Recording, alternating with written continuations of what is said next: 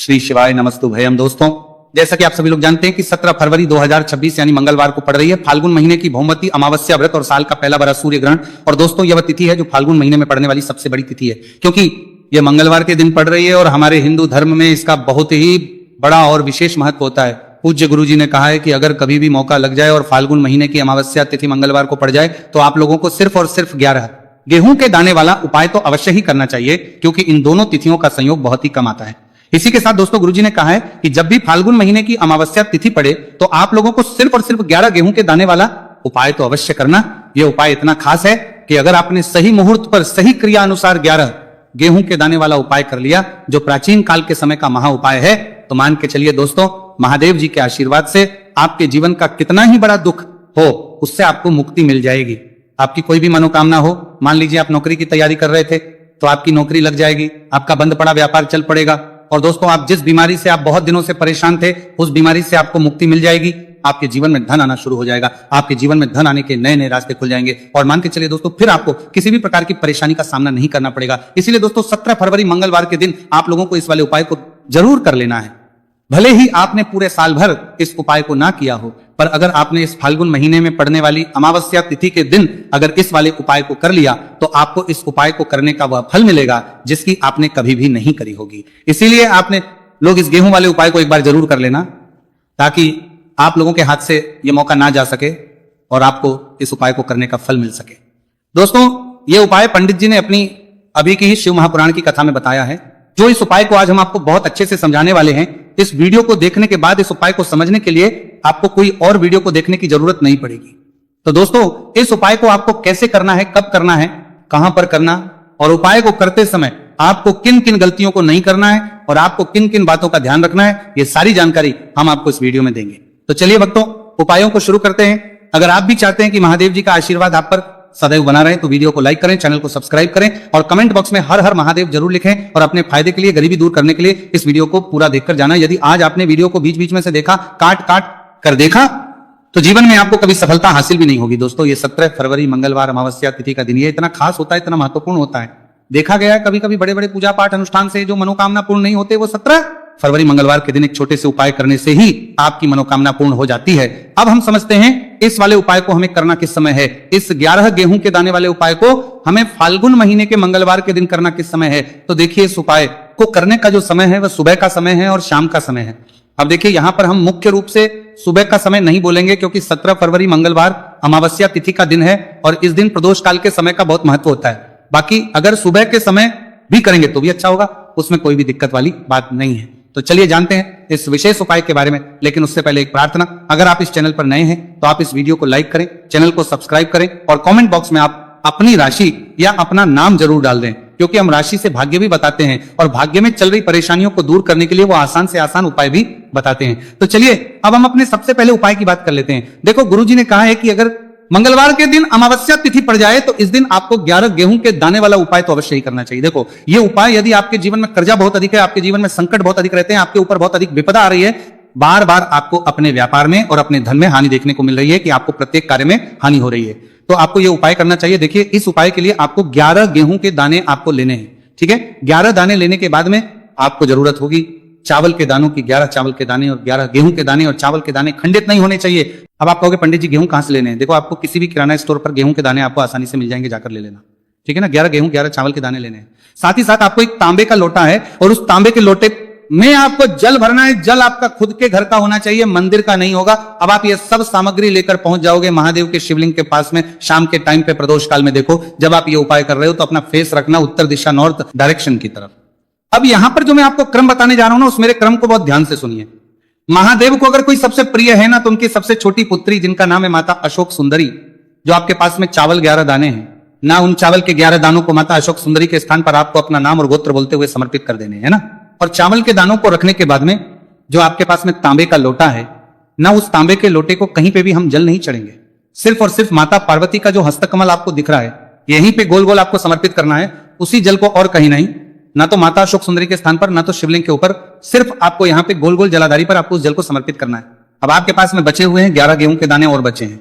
उन्हीं 11 गेहूं के दाने को आपको अपनी मनोकामना, अपने विशेष कहते हुए महादेव के शिवलिंग के ऊपर अगर आप अमावस्या तिथि के दिन प्रदोष काल में समर्पित कर देते हैं तो आपकी जो भी मनोकामनाएं होंगी, जो भी विश होंगी, महादेव पूरी जरूर करते हैं। अन्न को समर्पण करने से, उस खासकर गेहूं को समर्पण करने से हमारी इच्छाएं पूरी होती हैं। और अगर वह दिन मंगलवार अमावस्या तिथि का दिन हो, तब तो इससे सुंदर संयोग कुछ भी नहीं हो सकता। आपकी इच्छाओं को पूरा करने के लिए स्पेशल बहुत प्यारा सा उपाय आप सभी को जरूर करना है। ध्यान में रखिएगा, यह उपाय प्रदोष काल में करना है। देखो, गुरुजी ने कहा है भगवान शिव के शिवलिंग पर 33 कोटि देवी देवताओं का वास होता है। अगर हम शिवलिंग के सामने कुछ भी उपाय करते हैं तो हमारे सभी देवी देवता हमसे खुश हो जाते हैं।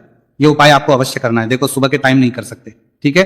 अब बात करते हैं अगले उपाय की। देखो, इस उपाय के लिए आपको लेना है एक गोल बाती का दीपक। आप चाहे तो मिट्टी का ले सकते हैं या फिर घर से शुद्ध आटा मढ़कर उसका दीपक आप तैयार कर सकते हैं। इसके बाद आपको लेना है शुद्ध गाय का घी। अगर वो नहीं है तो कोई भी देसी घी इस्तेमाल कर सकते हैं, जिससे आपको दीपक प्रज्वलित करना है। देखो, अब ये सब सामग्री लेकर आपको जाना है प्रदोष काल में आपके घर पर तुलसी जी के घेरे के पास में। देखो, ये उपाय तो आपको अवश्य करना है। देखो, वहां पहुंचकर सबसे पहले वो दीपक आपको प्रज्वलित कर देना है और का 11 बार जाप करना है। उसके बाद आपको अपने सीधे हाथ में थोड़ी हल्दी लेकर उस दीपक में अपना नाम और गोत्र बोलते हुए डाल देना। उसके बाद माता लक्ष्मी से आपको प्रार्थना करना है कि हे महालक्ष्मी, हमारी सभी दुख तकलीफों को दूर करो। हे महादेव, हमारे सब दुख कष्टों को खत्म करो। इस भावना से आपको ये उपाय करना है। चलिए अब बात कर लेते हैं दूसरे उपाय की। दोस्तों, आप सभी जानते हैं कि मंगलवार अमावस्या तिथि का दिन समर्पित होता है भगवान महादेव को, या कि माता पार्वती को अमावस्या तिथि का दिन समर्पित होता है। और जब भी हम शिवलिंग के ऊपर कोई भी उपाय करते हैं तो इससे हमें एक साथ भगवान महादेव की और माता पार्वती की कृपा प्राप्त हो जाती है। देखिए दोस्तों, गुरुदेव ने बताया है कि मंगलवार के दिन किया जाने वाला यह सबसे खास और सर्वश्रेष्ठ उपाय है। 7 चने की दाल लेनी है। देखिए, आप 7 चने की दाल भी ले सकते हैं या फिर 11 भी ले सकते हैं, 21 या फिर 108 चने की दाल ले सकते हैं। यदि आप 21 चने की दाल लेते हैं तो यह आपके उपाय के लिए अत्यधिक सर्वोत्तम होता है। तो इस प्रकार से आप कम से कम 7 चने की दाल ले सकते हैं और अधिक से अधिक आप 108 चने की दाल ले सकते हैं। अब देखिए, इसी के साथ में आपको मात्र 1 लोटा शुद्ध जल लेना होगा तांबे के पात्र के अंदर अपने घर से, और साथ ही में आपको मात्र 1 से 2 गू के टुकड़े भी लेने हैं। देखिए, मंगलवार अमावस्या तिथि का दिन भगवान महादेव को होता है। आपको ये जो सारी सामग्रियां हैं इन्हें लेकर के पहुंच जाना है भगवान शिव के मंदिर में। इस उपाय को आप सुबह से लेकर के शाम तक किसी भी समय में कर सकते हैं, लेकिन यदि आप शाम के समय इस उपाय को करते हैं तो यह उपाय आपके लिए और अधिक सर्वोत्तम होता है। तो यदि आपको प्रदोष काल के समय में मिल जाता है तो फिर आप प्रदोष काल में भी कर सकते हैं, या फिर आप पूरे ही दिन में किसी भी समय इस उपाय को कर सकते हैं। शिव मंदिर पहुंचने के बाद सबसे पहले तो आपको दक्षिण दिशा में बैठ जाना है। उत्तर दिशा की तरफ आपको अपना मुख कर लेना है। लेकिन यदि शिवालय में भीड़ है, शिव मंदिर में भीड़ है, तो फिर आप किसी भी दिशा में बैठकर इस उपाय को कर सकते हैं। तो देखिए, सबसे पहले आपके पास जो गुड़ के टुकड़े हैं, जो आप गुड़ के टुकड़े लेकर के आए थे, उन्हें आपको शिवलिंग के सामने ही जो आपके पास एक लौटा जल है उस पात्र में आपको ये गुड़ के टुकड़े डाल देना है। इसी के साथ में आप जो चने की दाल लेकर के थे, चाहे आप 7 चने की दाल लेकर के आए हैं, 11, 21, जितने भी आप चने की दाल लेकर के आए हैं, इस चने की दाल के ऊपर आपको जो आपके पास गुड़ वाला जल आपने तैयार किया है, इसमें से थोड़ा सा जल आपको इस चने की दाल पर डाल लेना है। अब देखिए, आपके पास जो गुड़ वाला जल है, इसमें से सबसे पहले थोड़ा सा जल आपको श्री गणेश जी वाले स्थान पर समर्पित कर देना है।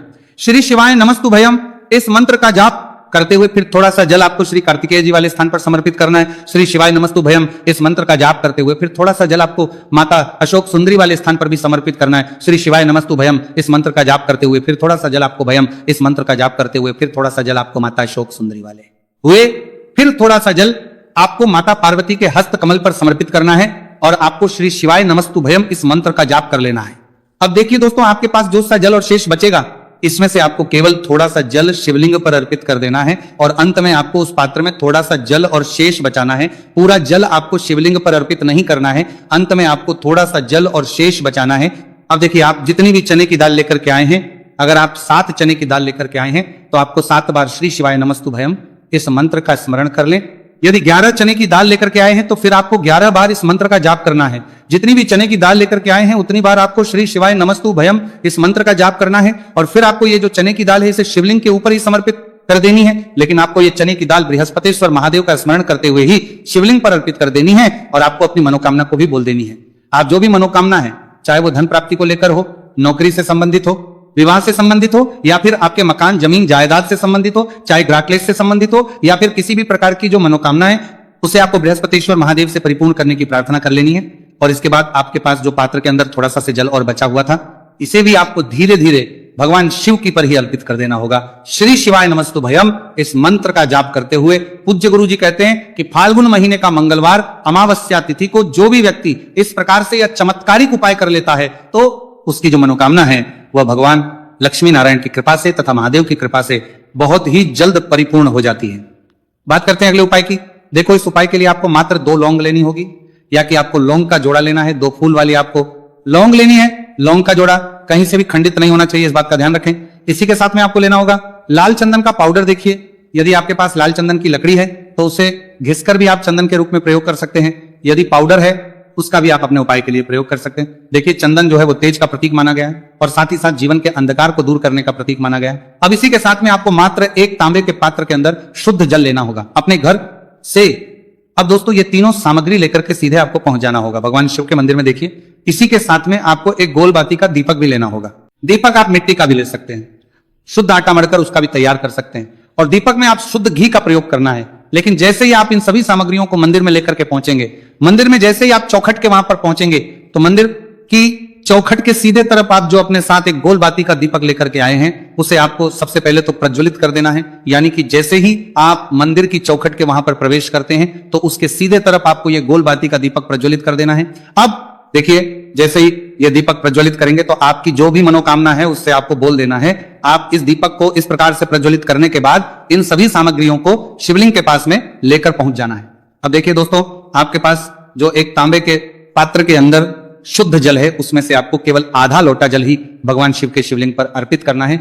आधा लोटा जल आपको उसी पत्र के अंदर बचा लेना है। अब दोस्तों, पास जो 2 लौंग है यानी कि लौंग का जोड़ा है उससे आपको अपना नाम और अपने गोत्र को बोलते हुए आपकी जो भी समस्या चल रही है, आपके जीवन में जो भी परेशानी उत्पन्न हो रही है, उन्हें आपको बोल देना है। और ये जो लौंग का जोड़ा है इसे आपको भगवान शिव के शिवलिंग पर अर्पित कर देना है। जैसे आप ये 2 लौंग शिवलिंग पर चढ़ाएंगे तो अपना हाथ जो है वहां पर आपको रखना है और महादेव से आपको करनी है कि मेरे जीवन की ये जो परेशानियां हैं ये सभी दूर हो जाए। यानी कि आपके जीवन में धन की संबंधित परेशानी चल रही है, कर्ज की समस्या चल रही है, बच्चों का पढ़ाई लिखाई में मन नहीं लग पा रहा है, घर के जो आर्थिक संकट है वो सभी दूर हो, व्यापार आपका ढंग से नहीं चल पा रहा है, घर में रोग की स्थिति बनी हुई है।